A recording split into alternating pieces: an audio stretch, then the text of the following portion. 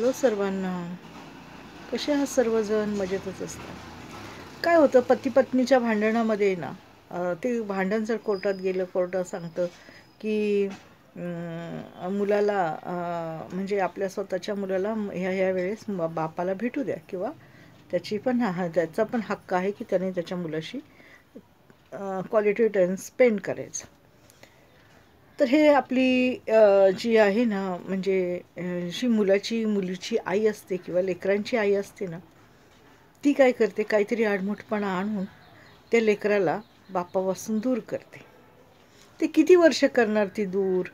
2 वर्ष, 3 वर्ष, 4 वर्ष, 5 वर्ष, समजा चला मी म्हणते 6 वर्ष. त्याच्यानंतर ते लेकरू सज्ञान होणार, त्याला सर्व कळणार की माझे वडील कोण आहेत, ते कुठे राहतात, काय त्यांचा नंबर, मला कसं कॉन्टॅक्ट करता येईल, हे हल्ली काही सांगायची कोणाला गरज नाही, बरं का. तर कालांतराने ते लेकरू किंवा ते बाळ मोठं होईल. मोठं झाल्याच्या नंतर ते सर्व कॉन्टॅक्ट आपल्या ह्याच्यात ठेवणार. आणि हल्ली तर मोबाईल सर्वांकडेच येतात, कालांतराने द्यावेच लागतात मोबाईल, आहे की नाही. तर ते मोबाईलशी संबंध ठेवून ते आपल्या वडिलांशी कॉन्टॅक्ट करतात. असं झालेलं आहे, बहुतेक ठिकाणी होते. आणि ते आईशी वाद घालून आपल्या बापाशी कॉन्टॅक्ट करतातच. मग हे झालेलं बरं आहे का आपणच आपल्या मनाने स्वतः आपल्या लेकराला त्याच्या वडिलांकडे जाऊ दिलं पाहिजे, मोठे मन करून, नाही का. हे बरं आहे.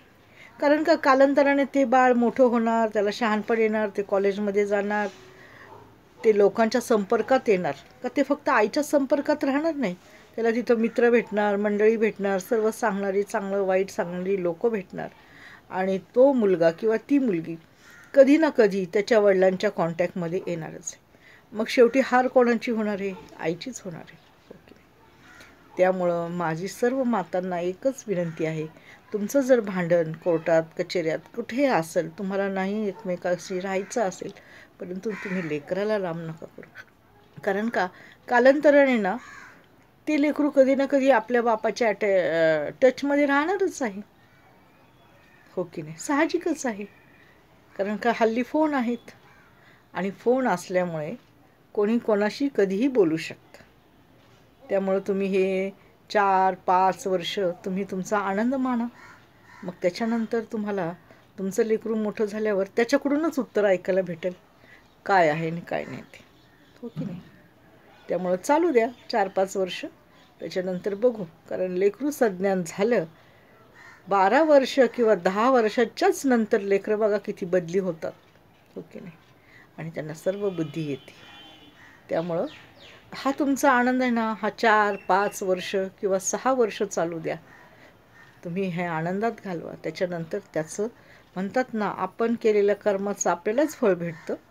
तर ते फळ तुम्हाला कालांतराने, आत्ता नाही म्हणत मी, आता तुम्ही खूप आनंदी आहात, मजेत आहात, परंतु कालांतराने जसं जसं लेकरू मोठं होत जाईल, तसं जसं तुम्हाला त्याचे परिणाम बघायला भेटतील. कारण का आज सर्वांच्या हातात मोबाईल हा येणारच आहे आणि येतोच कालांतराने.